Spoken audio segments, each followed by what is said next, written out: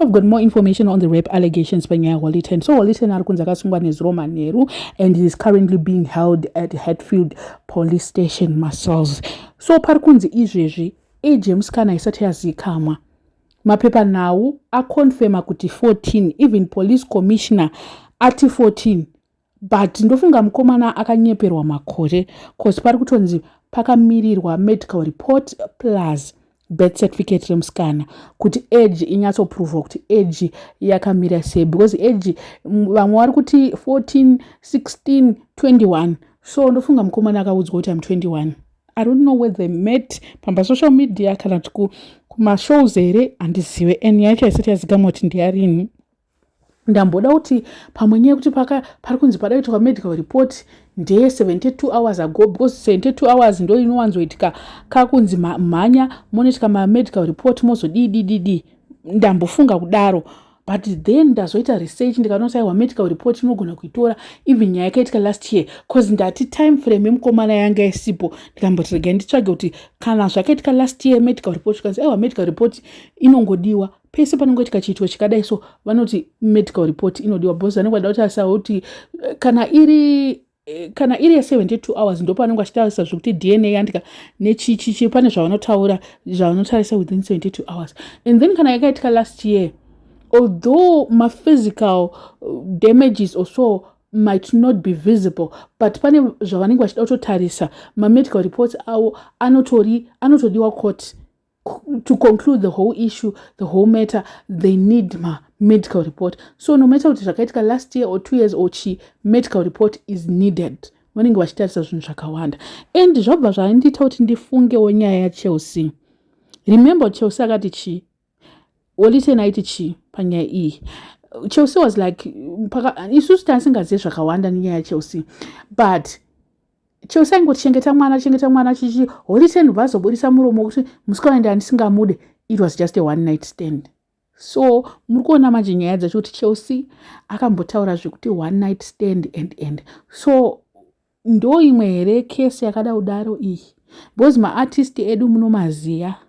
And kana uri an artist, uri celebrity, be careful of this accusation, be careful of nyaya dzakadai so, because dzinowanzowandira ikoko kwamuri uko maartist nemamusicians kuaccuse okuri kwakawanda kwavari, and vanofana kuve very very careful.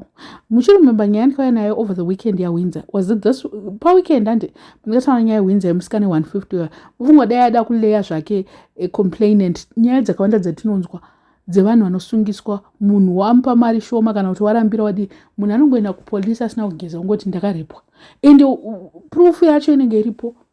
Munhu anotongoitwa maDNA zvonzi zvotonzi aiwa muri kupindai mujeri. Vangani vari mujeri nenyaya yemhosva dzekuti vanenge vachiti havana kuita havana kudididi, but evidence inenge iripo yotaridza 1 2 3. So nyaya yacho inenge yakutonetsa kana yakuita nenyaya yekuti age manje. Kana munhu akanyeperwa age, ndiudze kuti vanozvifambisa sei. Handauresearcha on that kuti tomboti pane macharts also akataura age yekuti age haisiriyo, but we say age iri different ndozonoripota kuti mapurisa hameno. It's just confusing. Yacho ingori confusing yes all together. But kana makutoona pakutonzi birth certificate chichi, which means kuti pane nyaya iripo, because hapangamboitwa zvese zvekunzi medical report. Alright, medical report tomboisa paside, but birth certificate rikunzi riuye kuzoprova chii. Mukuona manje kuti ndofunga mukomana anenge abvuma nyaya yake kumapurisa zvonzi aiwa inini yanga isitombori repi, but musikana akandiudza makore akati. Chimwe chinonetsa ndechekuti ma celebrities edu aya, they've got so many DMs from girls that they throw themselves on ma celebrities.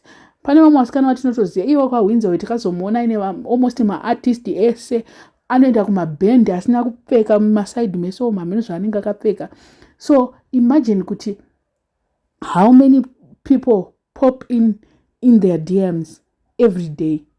Then over hangotemteka obvunzwa makore kuti I'm 21 iye aine 14. Mukuona nyaya dzacho kuti unogona kutopindira mujeri nyaya idzodzo like play wotonzi mukomana apinda mujeri. Ende kana zvadaroka aiwa zvinenge zvakamomotera mujaya, shuwa ari kubva kupindana nedzimwe mukomana akuti ndaasoba handichadai so, kwakuya nyaya dzakadai so. meno, I don't know, but ndotongonzwira tsitsi anozani Kim, she doesn't deserve to be in this whole drama. Musikana uyu drama racho ranyanya veduwe indiri neKim kandaitombo, because she has been through a lot nemukomana iyeye. Ende pamwe pacho taiona unonzi machi Instagram imi Holy 10 hapana munhu anoita Instagram like viewership like Holy 10. Holy 10 pulls the crowd ku Instagram. You can attest vanoenda ku Instagram unonyatsondiudza kuti Holy 10 akangoti live 2 minutes inosvika almost 2000 1 point. Zvichinoenderana nokuti ari kutaura nezvei inogona kusvika kuma 3000.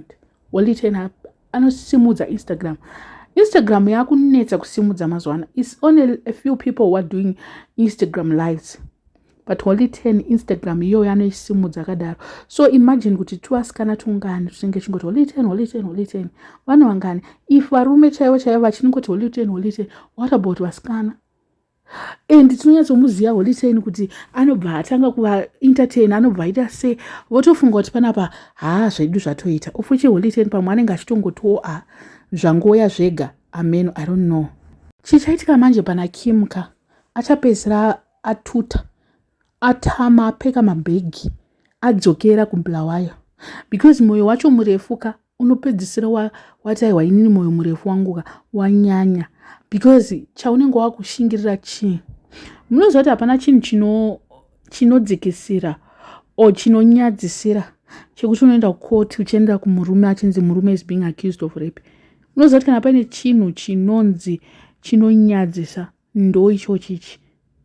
Kana paine like zvimwe zvekunzi murume abaka zviri nani, pane iyi yekunzi kuenda kukoti murume imbavha, aiwa unomboti takajika teseka, but iyi manje yekutoti munhu ari kutongozvita ega zvinobhenefita iye, zvinonyadzisa kaizvi, zvinonyadzisa singatomboite.